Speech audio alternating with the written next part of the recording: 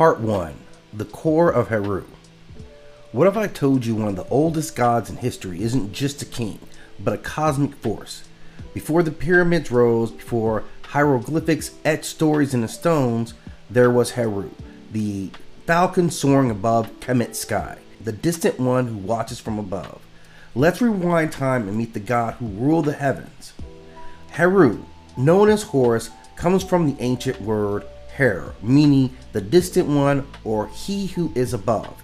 This isn't just a fancy way of calling him a sky god, it is a statement about perspective, balance, and cosmic oversight. Heru is the watcher, the falcon with the sun on his back, who surveys both the mortal world and the eternal stars. But Heru isn't one god, he's a tapestry of forms and meaning. Heru Saga, the son of Osiris and Aset, the avenger whose story of justice and vengeance would echo across the millennium.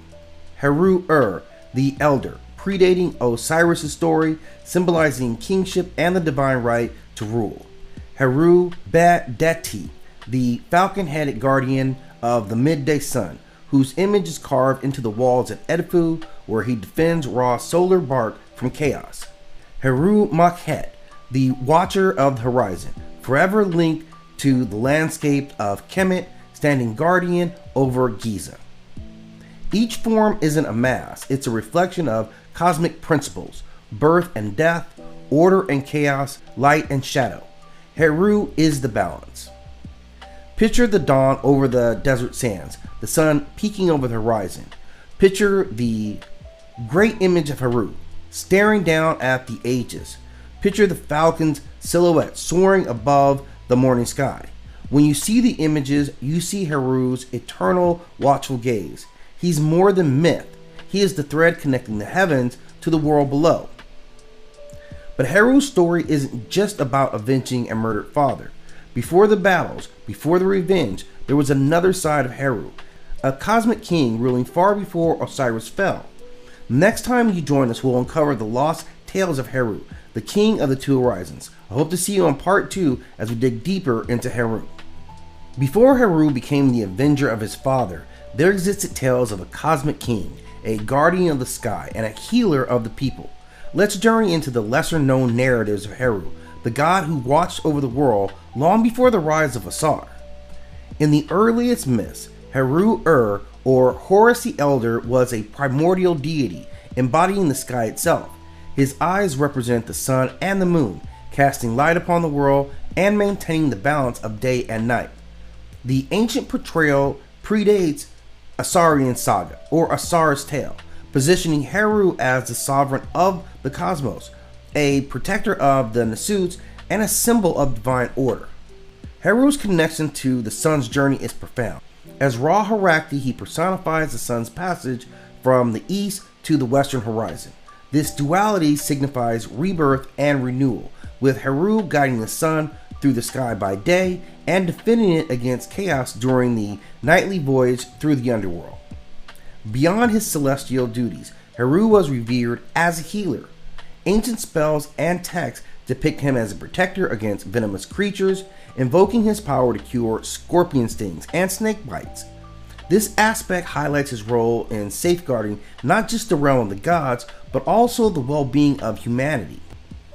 These early tales paint Heru as a multifaceted deity, king, guardian, and healer. But destiny had far more in store. Next, we're going to delve into the epic struggle between Heru and Set, a battle that would define the fates of the gods and the very fabric of the cosmic order. So join us for part 3 as we get into the contending of Heru and Set.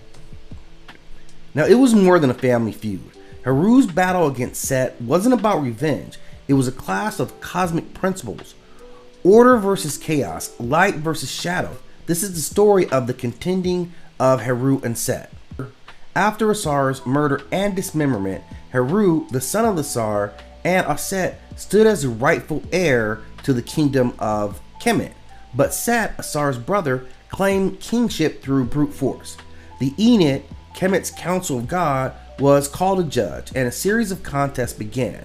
Now, these were no ordinary trials. They ranged from boat races to debates to transformations, each testing Heru's worthiness and Set's cunning.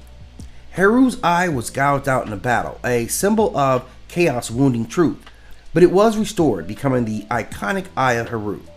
And this wasn't just a myth. This struggle mirrored the balance of nature, the fight between drought and flood, between rebellion and order. It was a political allegory, the rightful heir battling usurpers, a story as old as dynasties themselves. In the end, after trials and setbacks, Heru triumphed. Set was defeated, not through brute force alone, but through resilience and the support of the other gods. Heru's victory wasn't personal, it was the restoration of Ma'at, the principle of balance and justice. And the story didn't just end there. Now that Heru stood victorious, it was time to examine the tools and symbols that made him more than a hero, that made him a god. Power, symbols, and sacred tools. What makes a god?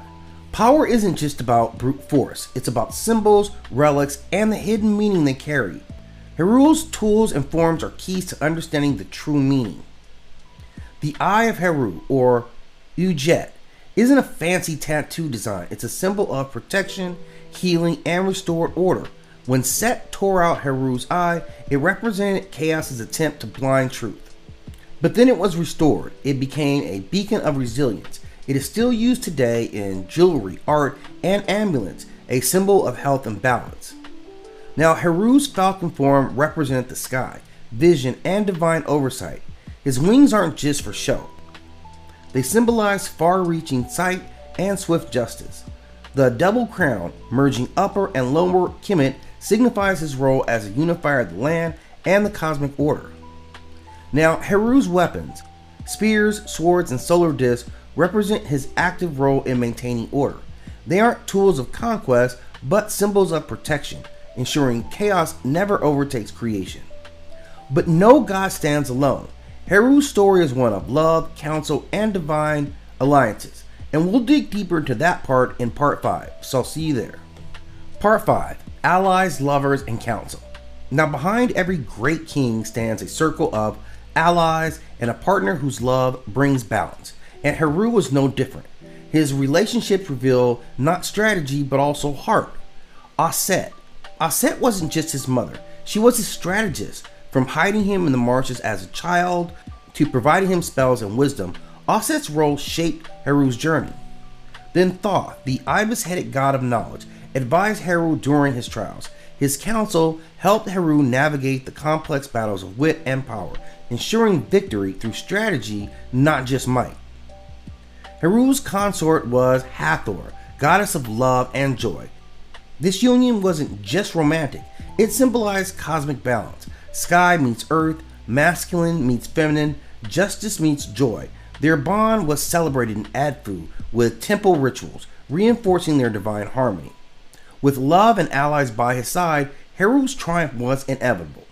But how did his victory reshape the world? Well, let's explore that in the next part, the rise of the Falcon King. The triumph and kingship.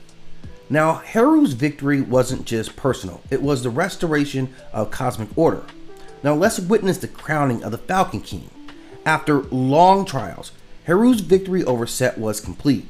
The gods, witnessing his courage and wisdom, awarded him the Kingship of Kemet.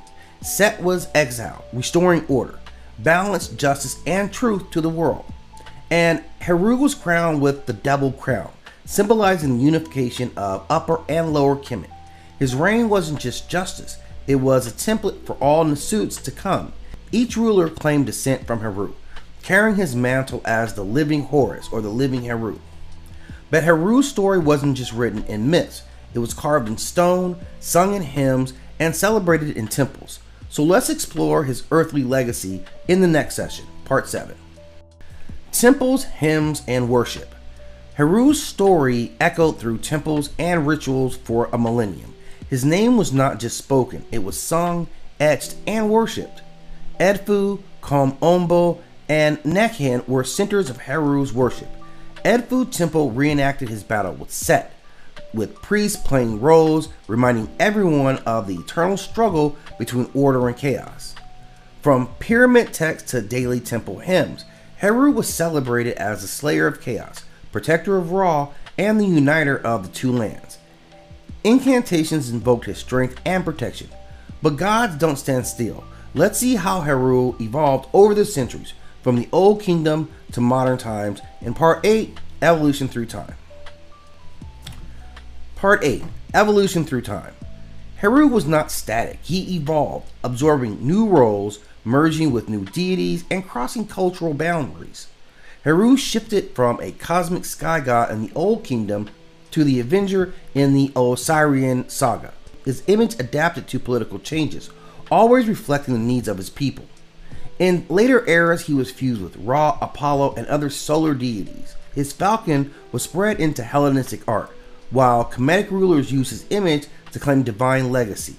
As temples fell, Heru's symbols, especially the eye, survived in folk beliefs and talismans, blending into Coptic and Islamic protection practices. And from temples to tattoos, from ancient spells to social movements, Heru's story is far from over. And we'll explore what his modern influences are in our next part, Part 9, Modern Resonance and Hidden Truths. Heru's eye still watches. His legacy isn't trapped in ancient stones. It lives in us, in symbols, stories, and movement. The eye of Heru appears in jewelry, tattoos, and art, a symbol of protection, health, and insight. But how many know the story behind that eye? Now, Heru has been embraced by Pan-African movements as a symbol of resilience, power, and African heritage. His story, once buried by colonial erasure, now claims its victory. New Age circles often borrow Heru's symbol without understanding its depth, stripping away its history. It's time to reconnect with the real story, the cosmic struggle of order against chaos, of truth against deception.